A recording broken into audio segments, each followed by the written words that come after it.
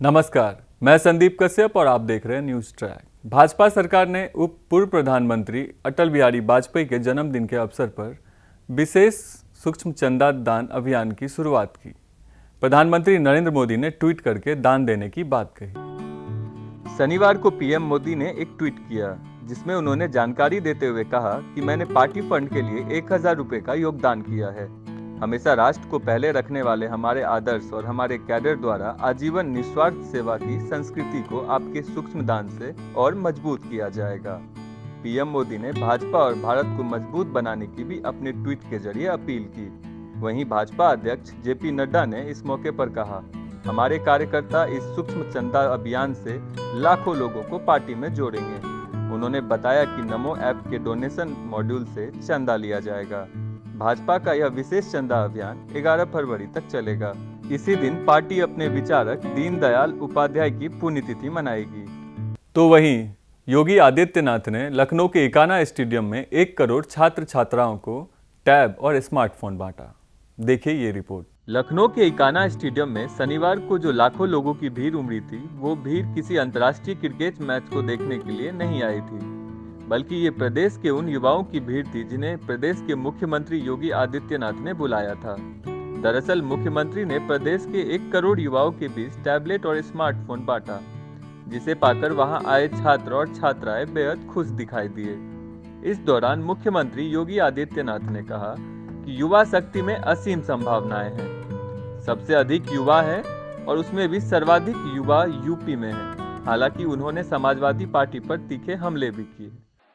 अपने लिए जीना ये जीना नहीं होता है, लेकिन जो व्यक्ति लोक के लिए जीता है, समाज के लिए जीता है, कुछ मूल्य और आदर्शों को लेकर के आगे बढ़ता है, उसी का जीवन सार्थक होता है और वही समाज के लिए प्रेरणादायी बनता है।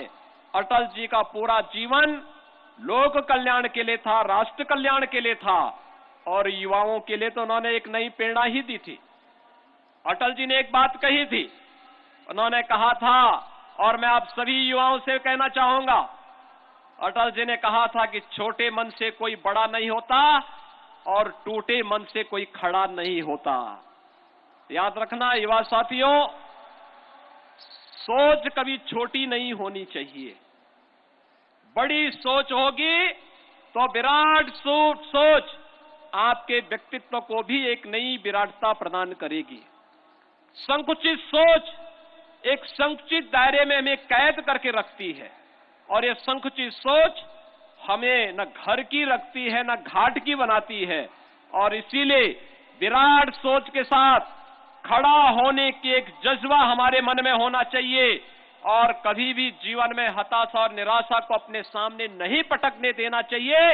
इस जज्बे के साथ जब हमारा युवा साथी कार्य करेगा तो दुनिया के अंदर सब कुछ कर देगा जो अपने समय में इस देश के तमाम युवाओं ने करके दिखाया है। मुख्यमंत्री ने कहा कि पहले एक खानदान के लोग नौकरी के नाम पर युवाओं से वसूली करते थे, तब कहीं शकुनी मामा दुशासन तथा दुर्योधन वसूली के नाम पर निकलते थे।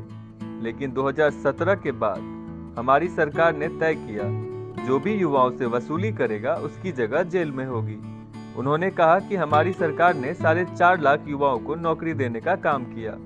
60 लाख युवाओं को स्वतः रोजगार से जोड़ा गया। बताते चले, इस योजना के पहले चरण में आज लखनऊ के अंतिम वर्ष यानी फाइनल ईयर की पढ़ाई कर रहे प्रदेश भर के युवाओं को फ्री में स्मार्टफोन और टैबलेट भी मिला है। लखनऊ में टैब बांटने के बाद योगी आदित्यनाथ गाजियाबाद पहुंचे और वहां से उन्होंने पद यात्रा की शुरुआत की। विधानसभा चुनाव 2022 के मद्देनजर मुख्यमंत्री योगी आदित्यनाथ ने शनिवार को गाजियाबाद में रोड शो किया। यह रोड शो शाम 6 बजे कालकागढ़ी चौराहे से शुरू हुई, जहां से योगी आदित्यनाथ शामिल हुए। आपको बताते चले कि जन विश्वास यात्रा शनिवार की सुबह उप मुख्यमंत्री डॉक्टर दिनेश शर्मा के नेतृत्व में मुंगेर पहुंची। रैली को सफल बनाने और किसी तरह की अप्रिय घटना न घटे, इसको लेकर भाजपा संगठन और पुलिस प्रशासन देर रात तक तैयारी करते रहे। इस जन विश्वास यात्रा का रोड शो में 1000 से अधिक पुलिसकर्मी जमीन से लेकर आसमान तक सुरक्षा का जिम्मा संभाला। ड्रोन कैमरे से भी रोड शो पर नजर रखी गई। रूट पर पड़ने वाले सभी इमारतों, प्रतिष्ठानों व घरों की छत से लेकर जमीन तक पुलिस का पहरा था। यह यात्रा करीब 2 किलोमीटर तक की थी, जो चौधरी मोड़ से जीटी रोड पर full market railway station road के सामने से घंटाघर होते हुए दिल्ली गेट पर बुद्धेश्वर नाथ मंदिर मार्ग तक पहुंची। यहाँ पर मंदिर के महंत नारायण गिरी ने मुख्यमंत्री का स्वागत किया। इसके बाद यह यात्रा सिद्धार्थ विहार होते हुए नोएडा की ओर रवाना हो गई। असदुद्दीन ओवैसी ने फिरोजाबाद में रैली की। रैली के बाद संबोधन के दौरान ओवैसी ने यूपी सरकार पर जमकर हमला बोला। शनिवार को फिरोजाबाद में AIMIM अध्यक्ष असदुद्दीन ओवैसी खूब गरजे। उनके निशाने पर योगी सरकार के साथ विपक्ष के नेता भी रहे। उन्होंने कहा, जिस समुदाय के पास नेता है आज उसी की आवाज सुनी जाती है। ओवैसी ने कहा कि अब आलम यह हो गया है कि अगर हम दुआ भी करते हैं तो बीजेपी के लोगों को वो भी रास नहीं आ रहा।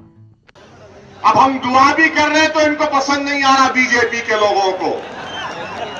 कैसे दुआ कर रहा है ये? दुआ करना है, आप आमीन बोलो मत बोलो, अल्लाह सुनने वाला है। मैं अल्लाह से दुआ करता हूं कि CAA NRC का जो एहतजाज यहां पर आपने किया, आप तमाम लोग काबिल मुबारकबाद है, मैं आपको सलाम करता हूं। अल्लाह आपकी इन तमाम कुर्बानियों को अल्लाह कबूल करे। आपने बड़े मसाइब और मुश्किलात में उस एहतजाज को किया, अल्लाह आपकी एक एक कुर्बानी को अल्लाह कबूल करे और अल्लाह आप तमाम के दर्जात में बुलंदियां अता फरमाए। अल्लाह सुब्हानहू व तआला, आपने हक का साथ दिया था, अल्लाह हक को गालिब करेगा। इसलिए कि कुरान में अल्लाह ने फरमाया, कुल जाओ लक व साकुल बातिल इन्नल बातिला काना सऊका, हक आया बातिल पर गालिब होकर रहेगा। इस दौरान ओवैसी का भाषण सुनने के लिए लाखों लोगों की भीड़ उमड़ी। ओवैसी ने जनपद के मुसलमानों से पतंग को वोट देने की अपील की। ओवैसी ने कहा, लोकसभा के चुनाव सपा बसपा ने मिलकर चुनाव लड़े तो उसके वोट मिले, लेकिन मैं अपना वोट बेचने को तैयार नहीं। उन्होंने कहा, जब तक जिंदा रहूंगा फिरोजाबाद आता रहूंगा। अब हम आपको एक ऐसी वीडियो दिखाएंगे जिसे देखने के बाद आपकी भी बैडमिंटन खेलने की इच्छा होने लगेगी। ठंडी में गलियों में सड़कों पर युवा और बच्चे बैडमिंटन खेलते नजर आ जाएंगे, मगर जब आप घर के बाहर अपने दोस्त या भाई बहन के साथ सड़क पर बैडमिंटन खेल रहे हो और अचानक वहां आपके प्रदेश का कोई कैबिनेट मंत्री आकर बैडमिंटन खेलने की अपनी इच्छा जाहिर करे, तब वहां बैडमिंटन खेल रहे युवाओं में रोमांच दोगुना हो जाता है। शुक्रवार की देर शाम कानपुर की सड़क पर उत्तर प्रदेश के औद्योगिक विकास मंत्री सतीश महाना बैडमिंटन खेलते कैमरे में कैद हो गए। अब भैया मंत्री जी खेल रहे हों तो वहां लोगों को फुल एंजॉय करने का मौका भी मिल जाता है। बैडमिंटन खेल मंत्री ने खूब एंजॉय किया और इस सर्दी में बैडमिंटन खेल वहां मौजूद लोगों के भीतर गर्मी का भी एहसास दिला दिया। Video desk newstrack.com। ये था आज का सियासी पारा। जुड़े रहिए न्यूज़ ट्रैक के साथ। नमस्कार।